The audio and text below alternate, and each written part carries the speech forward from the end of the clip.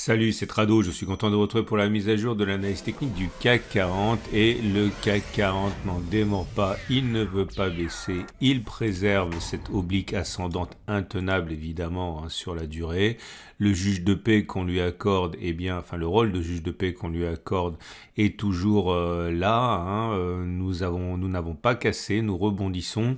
Attention parce que plus on monte de manière funiculaire, plus la baisse sera dure, difficile. Alors je ne suis pas en train de faire mon mauvais joueur, je pense toujours effectivement qu'on pourrait dépasser cette résistance, ça n'a pas changé, c'est mon scénario depuis maintenant des semaines et des semaines.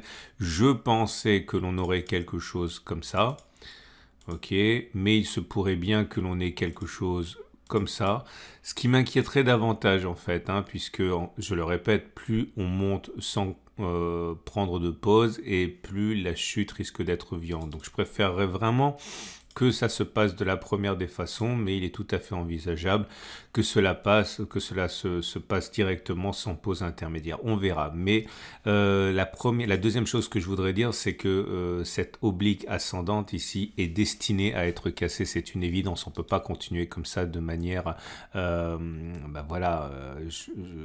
aussi raide en fait.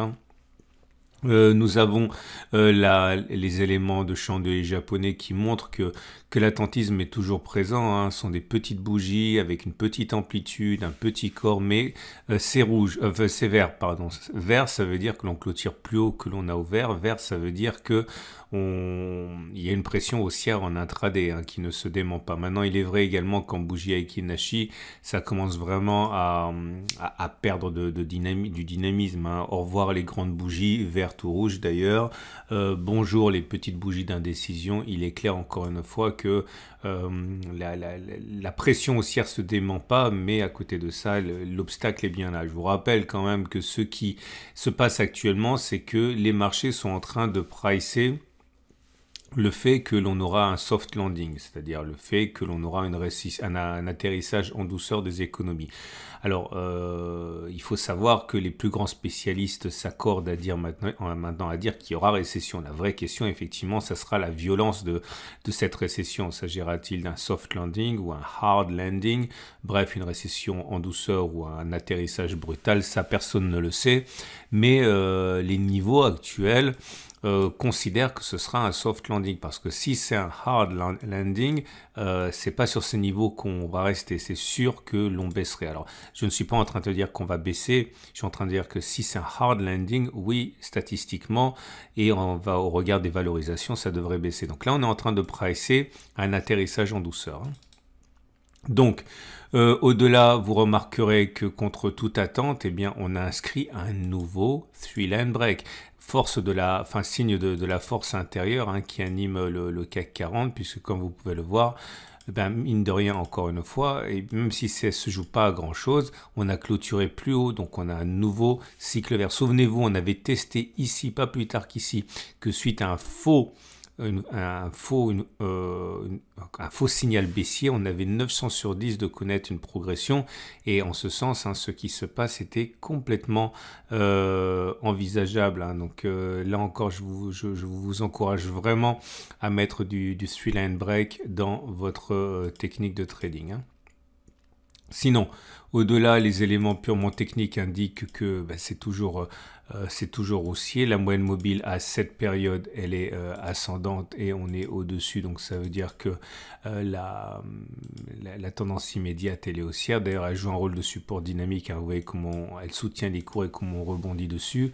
La moyenne mobile à 20 périodes est également ascendante et on est au-dessus. Donc la tendance générale est haussière. On n'a toujours pas eu notre retour à la moyenne. Ça ne pourra pas durer. Ça fait... on va les compter, 3, 4, 5, 6, 7, 8, 9, 10, alors ça fait 30 séances quasiment que l'on est en apesanteur au-dessus de la M20, c'est pas un record, mais ça commence vraiment à devenir quelque chose qui défie les statistiques. Le retour à la M20 aura lieu, c'est une certitude. La question c'est quand ? Mais soyez prêts si vous achetez maintenant à risquer ce retour à la M20. La tendance de fond est haussière puisque la moyenne mobile à 50 périodes est ascendante, et la tendance de long terme est également haussière puisqu'on est au-dessus de la M200, et donc tout est haussier. Alors malheureusement, je n'ai plus rien à vous tester, à vous backtester, puisque on a vu en données journalières, en données hebdomadaires, en données mensuelles, tout a été testé. Maintenant, il faut... Ah bah tiens, je peux simplement vous montrer au niveau des indicateurs techniques quelque chose qui aura son importance plus tard, c'est la multiplication des divergences. Alors je prends par exemple, voilà, je prends le MACD qui est un de mes indicateurs préférés. Je vais prendre le RSI qui est également un de mes indicateurs préférés. Il est là, je vais mettre les prix et qu'est-ce que vous voyez? Vous voyez que sur les MACD, ça se voit pas très bien parce qu'on n'a pas fait des sommets consécutifs, mais par contre, sur les RSI, ça se voit bien. On a effectivement des divergences baissières, puisque les cours font des plus hauts, c'est les clôtures qui comptent, et pas le RSI. Donc maintenant, encore une fois, si vous achetez, vous devez absolument assumer le risque qui va derrière. Alors, je sais que certains vont trouver que c'est complètement ambigu avec le fait qu'à titre personnel, je parie sur le fait que l'on irait au-dessus de la résistance dans un excès haussier. Mais c'est pour ça qu'entre-temps, j'envisageais une correction. Mais la continuation haussière n'est pas impossible dans le sens où les divergences, ça peut s'invalider. Donc je disais que j'ai déjà tout backtesté par rapport aux signaux que j'aime bien, donc je peux rien vous proposer de plus. Et c'est le moment de revenir sur quelque chose qui a fait l'objet d'une bourde de ma part. Vous le savez, j'en ai parlé il y a 2 semaines, j'avais parlé de ce nouveau service que je vous propose avec mes acolytes, Patrick Riguet, le meilleur spécialiste Ishimoku à mon sens en France, et également Bernard Prats, qui est une figure du trading et du trading professionnel, institutionnel, en plus d'être un professionnel, comment dire, un compte propre. D'ailleurs, il a gagné une des manches du concours de trading du salon d'analyse technique il y a quelques semaines. Bref. Nous sommes en mesure maintenant de lancer ce produit dont je vous avais parlé trop tôt, c'est-à-dire à un moment où il n'était pas lancé. Donc ce produit en question consiste à un portefeuille de valeur. Alors, il y a de l'accumulation rationnelle, ça c'est effectivement pour le moyen long terme. Il y a du swing trading, ça va être notamment une des missions de Patrick Riguet. Il va y avoir du trading plus court terme avec Bernard. Bref, entre 5 et 10 actifs à mettre en portefeuille selon votre horizon de travail. Alors on fait tous de tout, mais il est vrai qu'à titre personnel, je vais essentiellement choisir les valeurs que je fais rentrer en accumulation rationnelle. Patrick va faire de l'Ishimoku, Bernard va faire du trading de court terme avec des techniques, on va dire, plus traditionnelles, même s'il est propriétaire de certaines techniques et certains outils, etc. Bref, et puis bien sûr l'aspect théorique, l'aspect fondamental avec Bruno, donc un ancien de la City qui œuvre à Paris maintenant.